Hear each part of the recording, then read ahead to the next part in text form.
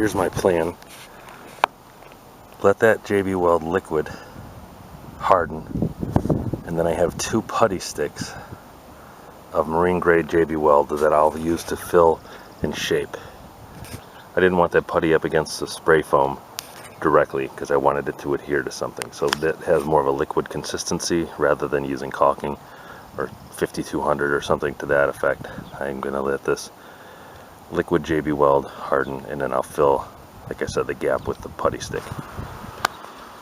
So while I put 3 of these containers of the JB plastic welder into the hole over top the expandable foam, I still have quite a gap, so I'm going to use this putty. I've got 2 of these, and the cool thing about this is you knead it into consistency where it activates it, and then you just fill the gap. So I'm going to try filling the gap with this stuff, see how well that works. So this is the final product. I ended up using a 3rd stick of regular JB Weld called, I don't know, something steel. Anyways, it's the gray epoxy, and I just made like a long snake and put it in the middle to round it over, because it wasn't indented, but it certainly wasn't enough to fill it to my satisfaction.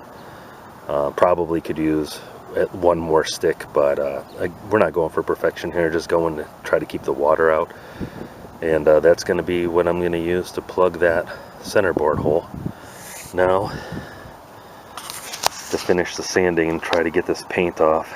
If I end up damaging the paint severely, I'm going to repaint the whole boat a different shade of green. But I actually like this color.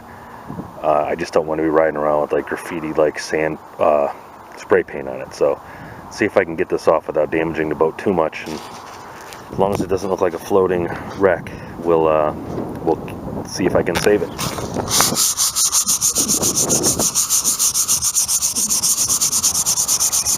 Making a little headway with sandpaper and acetone, so let's see if we can get rid of the rest of that.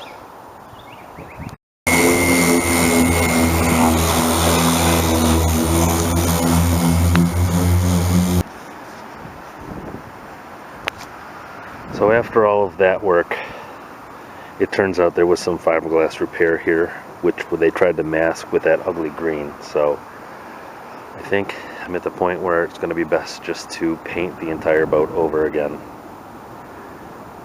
Maybe fix some of the fiberglass.